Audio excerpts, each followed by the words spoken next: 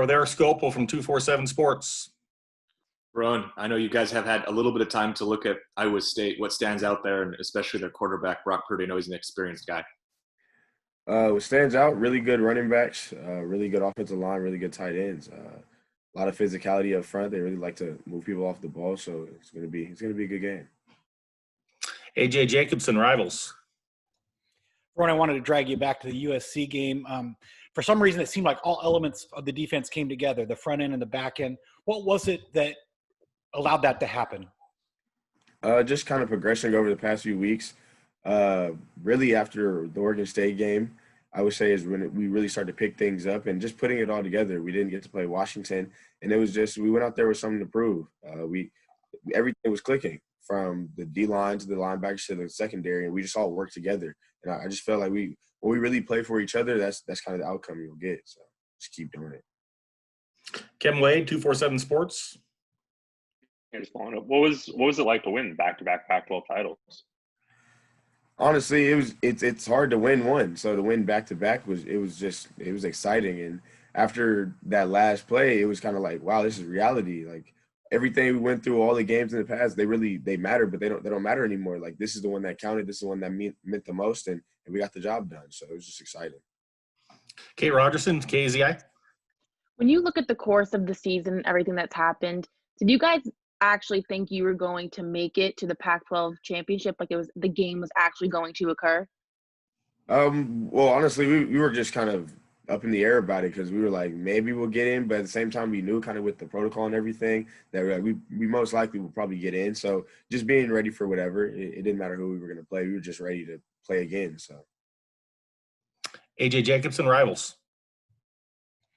Ron, I was just wondering, strange times, but you got a bowl game coming up. Do you have any plans at all for Christmas? No, honestly, like we kind of already had an idea we'd probably be here. And with the goals that we had as a team, we were like, we're probably going to be here over Christmas. So just kind of, it'll be with the guys, the teammates, and our coaches, really. That's it. Nothing crazy. Back to work. I mean, we got a game next week. So Eric Scopel, 247 Sports. Ron, I want to ask you about the progress you've seen from Noah Sewell, both as a player but also as being the leader in that front seven and getting everything set up. How have you seen the progress there, and how difficult – you can kind of relate to this as someone in the back end, but that progress, how difficult is that? For him to be so young and kind of already be mature and to make plays and understand what he's doing and where he needs to be is already something that is beyond his years. And him kind of stepping up to that role of being one of the leaders between him and Isaac and just being able to get people set up, being a communicator, being somebody that takes responsibility and holds others accountable. So he's done a great job. And just to improve as he's already done through, 6 games or 5 games or whatever is remarkable. Because from the jump from – normally from your first year or second year is big, but I feel like within these first few games, he's already made big jumps almost every game. So excited to see him in the next few years. Kim Wade, 247 Sports. Just also back to Friday night when Jamal had his second interception. Did you see that real time? Did you think it was a pick? What was kind of going through your mind during that? I didn't even see his foot down. I told him catch it the first time, and we were off the field. And then he kind of went down with the cramps. We were talking noise or whatever, and then we looked at the jumbotron. And we were like, "Oh, he got his foot down." And I was like, "My fault. I didn't mean to get on you. Good play." And then it kind of reminded me of the Colorado game. It was like it's the same concept, and I was happy for him. Even that first pick, we talked about it on Saturday. We had a little walkthrough, and I told him something to do beforehand. I was like, "Bro, hinge back. If there's food up there, you don't need to touch that. Back up because he's not going to see you." And that's what happened. James Krupia, the Oregonian. Verone, how much pride do you take in particular as the quarterback of the secondary when you guys keep the top on the coverage, other than Demo and Kale slipping those 2 times? But outside of that, you keep the top on the coverage against the best receiving core in this league, and you guys were so thin at safety in particular. I think you and Nick, other than 2 or 3 plays by J-Hap, I think you guys played pretty much the whole game. So how much pride do you take in that as the leader of that group?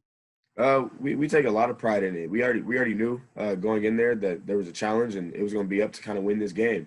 We knew it was going to be one in the secondary. So, of course, we knew they had some good receivers, and we felt like we have some pretty good DBs. And it was just we're going to have to battle. They may catch some. We just got to make sure we tackle them, get them down, and don't really give up anything. So just doing that and knowing that as long as we're consistent and we can do this game in and game out, there's nobody that can mess with us, because we feel like we are one of the better secondaries in the country, and that as long as we go out there with determination that we're going to beat you 99% of the time, then we can be the best.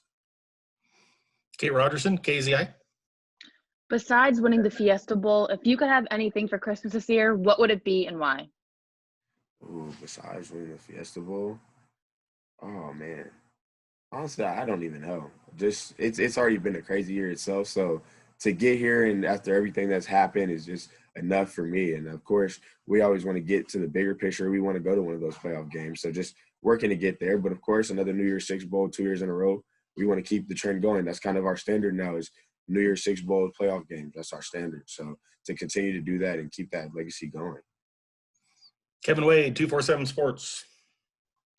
I know earlier in the season when you guys weren't playing, you were watching a lot of football. Did you have a chance, and I know you're focused on the offensive side of the ball for Iowa State, but did you have a chance to look at their defense or even the kind of system that they run? And if so, what are Definitely.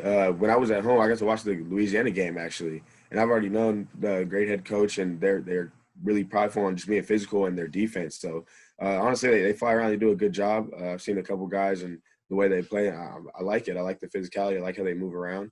So they definitely have a good defense, and I'm sure our offense has a good plan for them. So it'll be a good matchup on that side of the ball as well.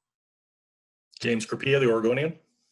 To their options, Ron, especially with more time to prepare for them, how nice is that? Because you're going from preparing for 10 personnel pretty much all game long to – I know you played 12 against Stanford a good bit and probably were preparing for Washington, but I don't think you prepared for a lot of 13. That's pretty unusual. So how nice is it to have that extra time to prepare for something that you just don't see very much?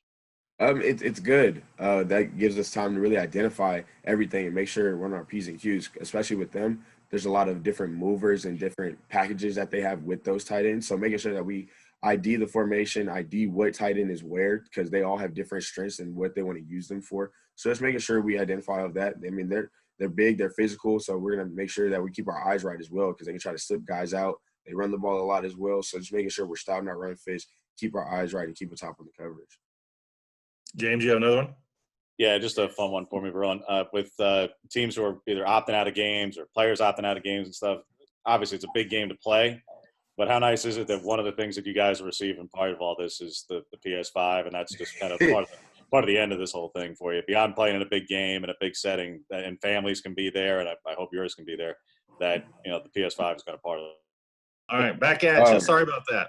Well, when we won the Pac-12, so we knew we were going to the PlayStation Fiesta Bowl or whatever, but it didn't really hit us till like Sunday when we had our team meeting. Right, we were really getting PS5s, and like they're making them for us, and everybody gets them. So we were just excited, because at first we thought it was if you had to win the Fiesta Bowl to get it, but hey, we're gonna do both. So